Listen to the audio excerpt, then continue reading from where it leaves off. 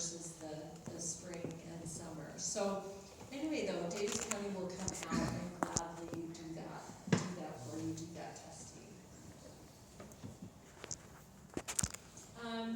So we've mentioned this a little bit, that radon is drawn into your homes with that negative pressure. So you get asked the question a lot, well, should we be worried about our offices?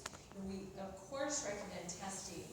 We don't see the radon levels being as high in commercial buildings because they are have a positive pressure rather than the negative pressure, which is in our homes. Just the furnace operation, pulling that in, it can also pull the radon through. The thermostat operation, and that is where we have the warm on the inside and the cold on the outside. The wind over the roof, all of these things can have an impact on more radon getting into the home.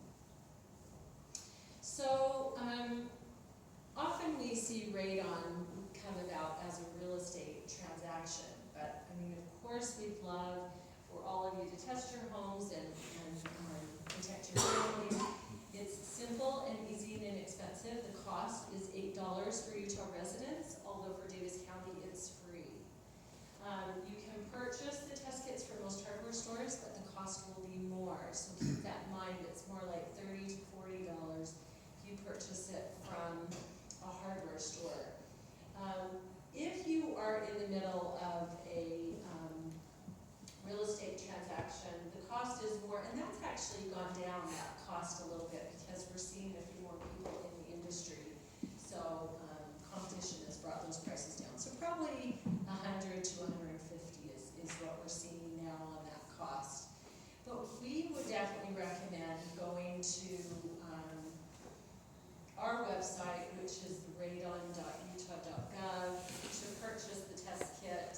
I think you should all just use Davis County Health Department and have them come do it for you, because then you get to work with Kel Platero, and he's awesome, and it will be super great.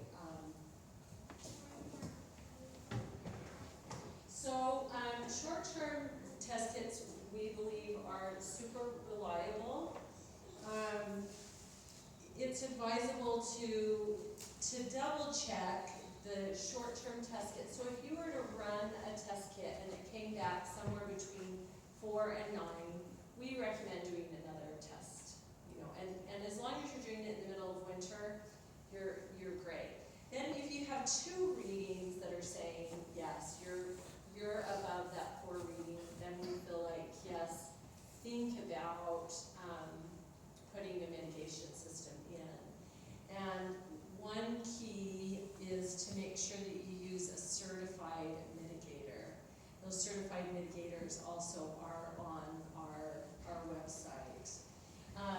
Long-term testing, that's another option, and you could start it like in October and be finished in February. You want to at least have it going for 90 days. That's really going to give you an average of what levels you're being exposed to. So when you go to place your test kit or have Cal come out, you'd want to make sure it's 20 inches off the ground, 36 inches or 3 feet from a window or exterior wall, 12 inches from an interior wall, and then 4 inches from other objects. So this can be tricky sometimes when you go to test the schools. There will be lots of stuff everywhere in the classroom, so sometimes it's a little tricky to find a place to test. If you would like your child's school tested, please be sure to check in with Melissa or myself, and we can set that up for you. And we love those requests, because then it's a little bit easier when the parents request it,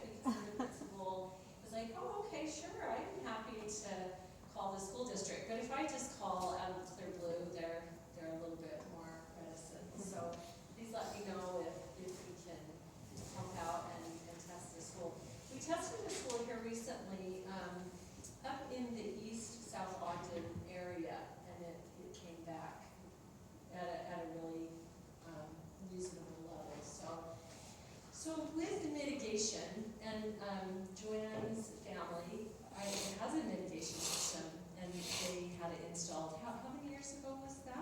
About 8.5 years ago. Okay, 8.5 years ago, and was it still at about $1,500? Seems about right. Okay, so the prices haven't changed really a lot, and there's some great certified mitigators up north, Radon Begon, Radon Solutions. There are a couple of different really great mitigators, certified mitigators up this direction.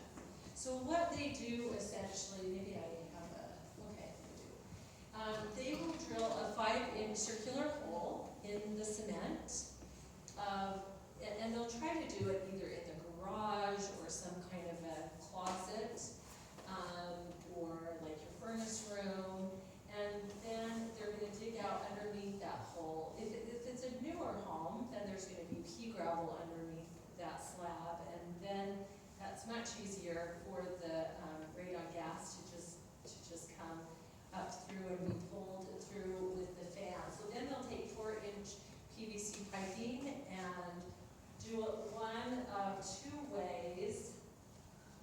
Let's see, I think I have another. Let me kind of come back to this. Okay, they'll either come up through the interior of the home, and is that what they did with you, Joanne? Okay. What we're seeing more now is people are going to the outside. The technology is there, and so they're able to protect that fan during the winter months. So they'll take it and put it on the outside, the exterior of the home. I mean, you wouldn't want to do that if it's near where you're trying to barbecue or your neighbors are trying to barbecue, because there is a little bit of a noise. But so let me just kind of go back. So this is the idea of the mitigation system. We'll just come right up here through that. You can see that the fan they put in the attic space. Here they've been lucky, they've been able to just go straight up with the mitigation system.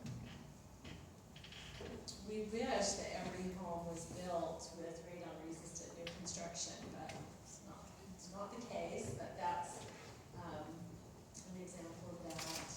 And here's what it looks like, the fan system and the switch for that outside system. You can see what it looks like finished on the home. And then this is a manometer, and it just measures and lets you know that the radon system is working. And you'd still want to test though, like every 2 to 5 years, and make sure that it's keeping your radon levels down. So, okay, so I just really want to give a brief overview. Are there any questions or?